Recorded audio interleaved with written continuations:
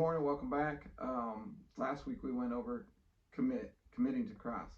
So this week I figured we would look into one of the ways that you can commit to Christ, how you can build on that. So the biggest thing that I know is through worship. So um, I went on Google and I looked up how many times the word worship come up in the Bible, and depending on who did their research and obviously which Bible version they have depends on how many times.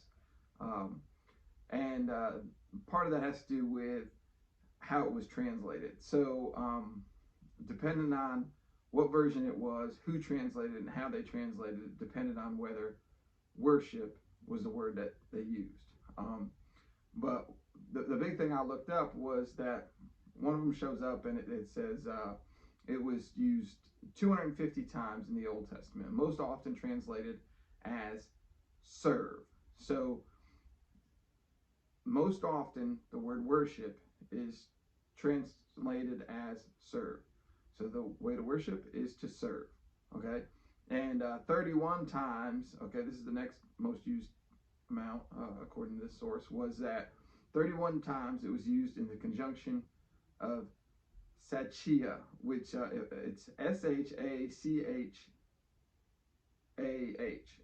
Okay, I'm not sure if I'm saying that right, but the that understanding that way, Sachia is actually bowing down, face to the ground, worship with your face down. So that's the second most. So the first most is actually used as to serve Christ, and that makes sense. You know, I mean, one of the ways we know uh,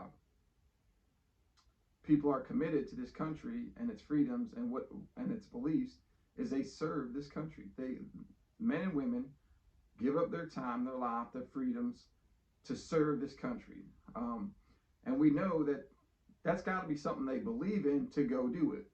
Um, you're not going to serve something if you don't truly believe in it. And they truly love this country. You'll often see that men and women who serve the country, even after they're done serving the country, they still love the country so much. You'll see them; they're very patriotic. They'll carry their flags at their house still. You know, you see the American flag flying. They'll wear their shirts and T-shirts uh, showing that they had served. They'll wear their hats showing that they served. Um, Bumper stickers showing that they served. They're proud of having served the country. All right. And it's that type of service that Christ is looking for, right? So he's asking you to serve the kingdom of Christ. That's if you want to be committed to Christ and you want to show your commitment, serve the kingdom. Okay. Now, uh, when you're serving the kingdom of Christ, people are going to know it. They're going to be able to see it. Uh, I'm not saying that you have to change everything you do.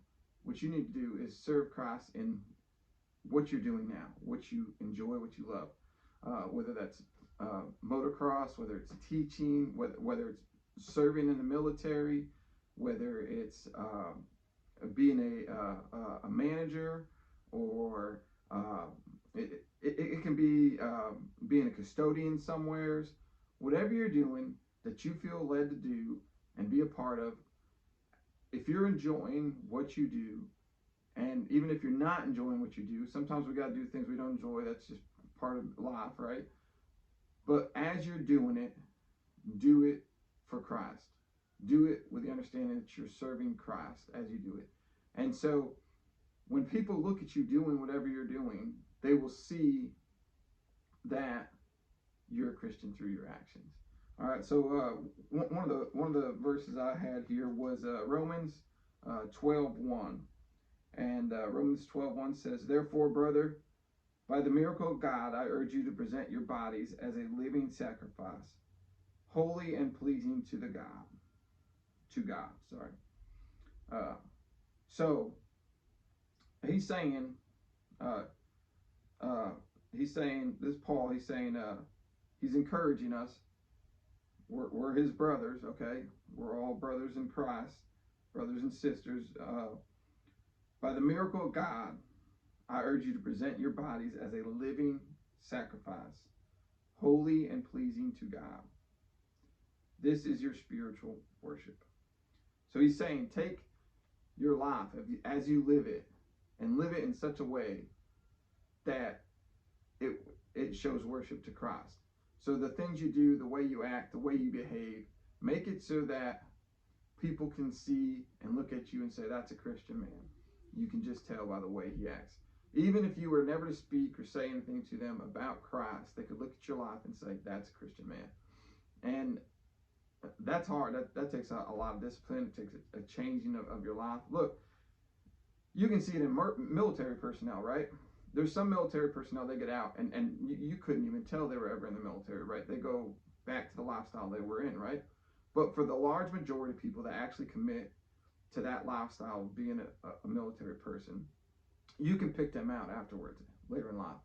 Sure, the haircut may not still be there, the body may not still be there, but the way they talk, the way they react, the way they do things is still the same way.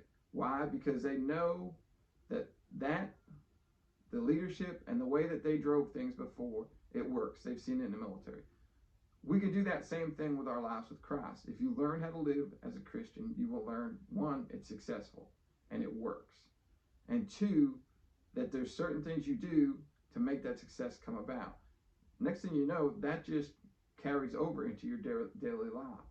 So you go forward, and now your everyday life and the things you do are being carried out and being used to worship Christ. And I want to encourage you to do that. I want to encourage you for that going forward. This was another one. This is Galileans 6:9, and I really like this. While I was doing my research for what I was going to discuss this week, I came up with it. Or I didn't come up with it.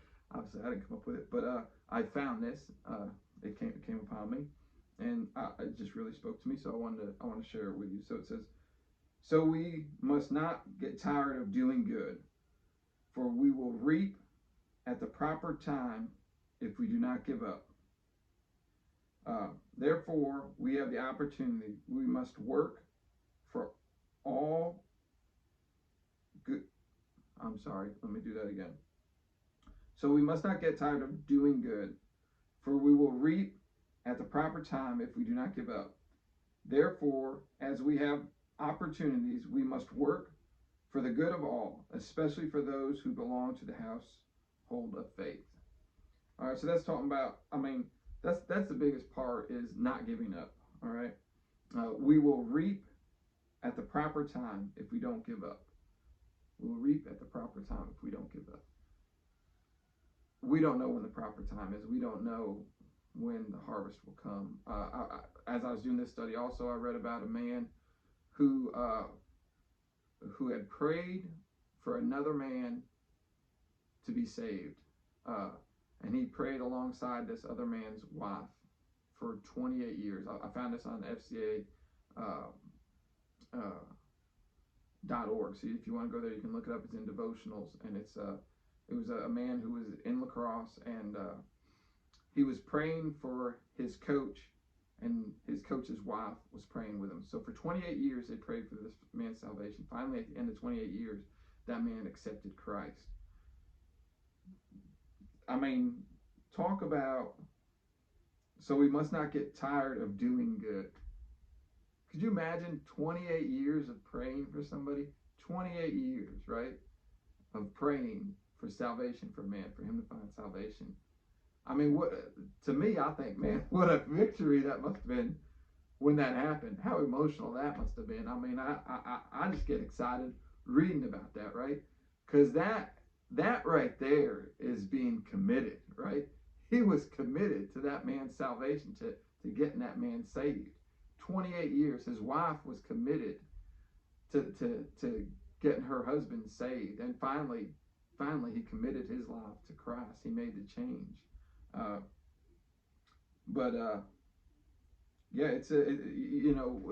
It's not easy worshiping. There's going to be times when you're going to be worshiping, and it's going to be rough, and you're not going to want to.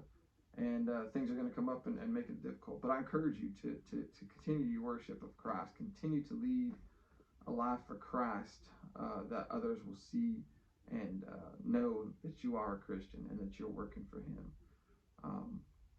And I thank you guys for tuning in, watching. I pray that you this is helping you all out and growing you. I know it's definitely growing me, so I thank you for the opportunity to do this. It definitely, the amount of time I spend researching is definitely growing me in Christ. So if nothing else, this program is definitely growing me in Christ. I pray though that it also helps to grow others. Feel free to click the like. That always gives support, lets me know people are watching it and whatnot. And feel free to leave comments, suggestions. I would love to hear from you. I want to know. I want to grow, and so I don't think I'm all knowing by any means. But I speak the word that I feel led to speak, and if it's helping you, I definitely want to know it. And if you see different understandings or have questions or anything, please write in there, write in the comments, and I definitely will read them, and I'll definitely discuss them. I will not write back on your comment without discussing it with somebody else first, so that I am confident in my answer when I give it to you. So I thank you all, and I appreciate it. Love you guys. Have a great and wonderful week, and we'll see you next week. Thanks.